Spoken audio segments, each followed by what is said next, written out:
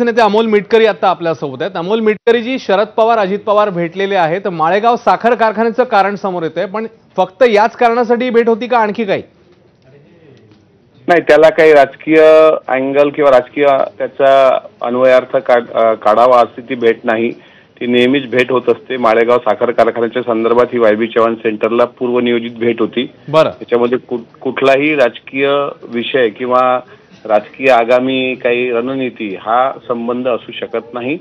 त्याच्यामुळे ही साखर कारखान्याच्या अनुषंगाने झालेली ती भेट आहे। आपण म्हणता कौटुंबिक असा शब्द आलेला आपल्या तोंडून?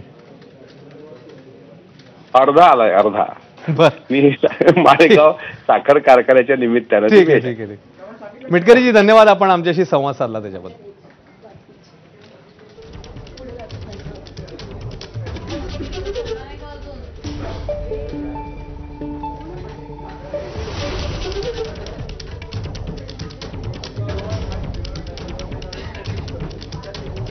आणि आता अन्य काही घडामोडी, बातमी अर्थातच दसरा मेळाव्यांसंदर्भातली आहे, कारण